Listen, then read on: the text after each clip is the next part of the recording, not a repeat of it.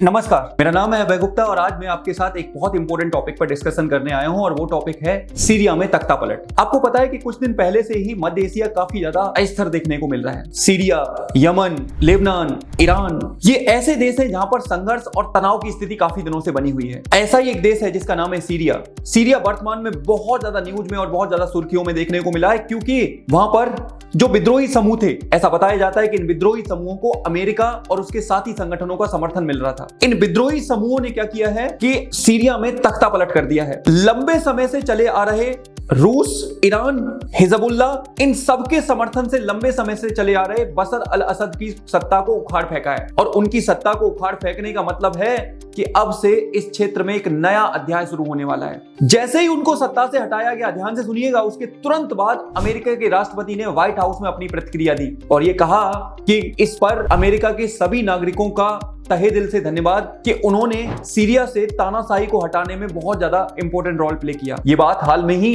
America के राष्ट्रपति के द्वारा कही गई है। अब देखिए इससे होना क्या है। अब सीरिया से तख्ता पलट हुआ, विद्रोहियों का कब्जा हो गया, विद्रोहियों की अपनी मांगे हैं जो अभी मैं और आप डिस्कस करने वाले हैं, लेकिन अब इससे एक तनाव की स्थिति बनने वाली है क्योंकि जब ये बशर को सीधा सीधा रसिया से समर्थन हासिल था, बशर की सत्ता हट जाना और अमेरिका इस बात का खुशी मनाना, तो दोनों के बीच में एक बार फिर से शीत युद्ध और ये बाद में एक नए विश्व युद्ध की संभावना की तरफ ले जाया जा सकता है। एक नया विश्व युद्ध हो सकता है, इससे ये अनुमान लगाए जा रहे हैं। कई सारे राजनीतिक विद्वान तो ये मान रहे हैं कि इसके चलते जो ये परिवर्तन हुआ है, जो ये सत्ता का परिवर्तन हुआ है, इससे रूस समर्थित और अमेरिका समर्थित शक्तियों के बीच में एक बार फिर से इस क्षेत्र में प्रॉक्सी वॉर होने की संभावना है।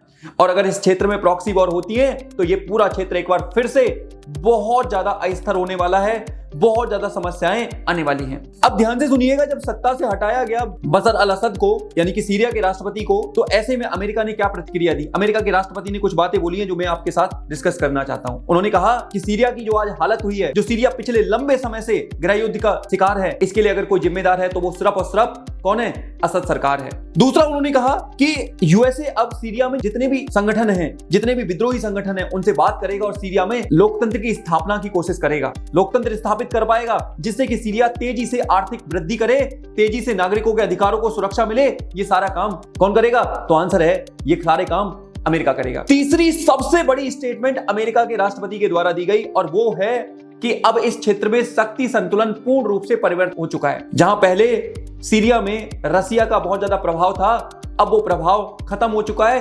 अब सीधा सीधा शक्ति संतुलन की प्रक्रिया में अमेरिका इस क्षेत्र में डोमिनेट करने का काम करेगा। उन्होंने निशाना साधते हुए कहा, हिजबुल्ला, ईरान, रसिया जिस तरह से सीरिया को अस्थिर करने की कोशिश कर रहे थे, इन लड़ाकों ने बहुत अच्छा काम किया, इन विद्रोहियों ने बहुत अच्छा काम किया, जिससे अब यहां पर शांति स्थापित होगी, चीजें यहां पर बढ़िया होने लग जाएंगी। ये बात कही गई है हाल में ही अमेरिका के राष्ट्रपति जो बाइडेन के द्वारा। इसके अलावा ध्यान से सुनिएगा, इसके अलावा जो नवनिर्वाचित राष्ट्रपति हैं डोनाल्ड ट्रंप, उन्होंने भी कहा है कि अब जल्दी से सीरिया में लोकतंत्र स्थापित होना चाहिए और सीज फायर किया जाना चाहिए। तो इसी के साथ प्रतिक्रिया देते हुए यूएनओ, आपको पता है यूएनओ पर बहुत बार आरोप लगते हैं कि यूएनओ कहने को एक अंतरराष्ट्रीय संगठन है, लेकिन रियल में देखा जाए तो उस पर सीधा सीधा प्रभाव अमेरिका का देखने को मिलता है, वो कहीं ना कहीं अमेरिका का समर्थित है। तो ऐसे में यूएनओ के चीफ एंटोनियो गुटेरेस ने भी ये बात कही है कि जो सीरिया में हुआ है वो काबिल तारीफ है। सीरिया के इतिहास में एक नए अध्याय सीरिया के लोग लिखने जा रहे हैं और वो अध्याय लोकतंत्र का अध्याय है, जहां पर नागरिकों के अधिकारों की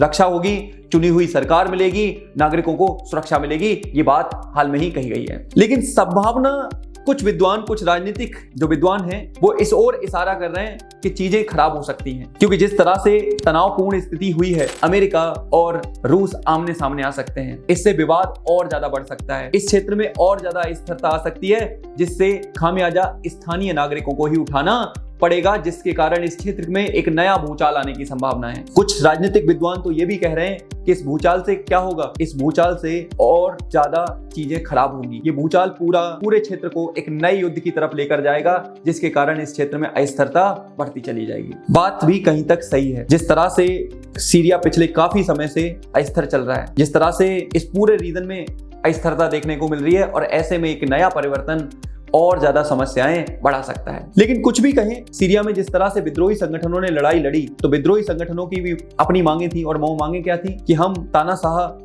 बशर अल असद की सरकार को हटाना चाहते हैं। दूसरी मांग थी कि हम लोकतंत्र को स्थापित करना चाहते हैं। तीसरी मांग थी कि संसाधनों का न्यायपूर्ण बंटवारा करना चाहते हैं, जिससे कि इस क्षेत्र में गरीबी और जो बेरोजगारी की समस्या है उसको दूर करें। ये सारी मांगों के साथ विद्रोहियों ने अपना काम कर दिया है और जैसे ही विद्रोहियों ने अपना काम किया, वो अपने साथ सीरिया के प्रधानमंत्री को ले गए। प्रधानमंत्री सत्ता सौंपने के लिए तैयार हो गए। सेना विद्रोहियों के साथ हो गई और राष्ट्रपति भवन को बुरी तरीके से लूट लिया गया और वहां पर एक नए शासन की होड़ लग गई है कि आखिर ये सरकार कैसी होगी।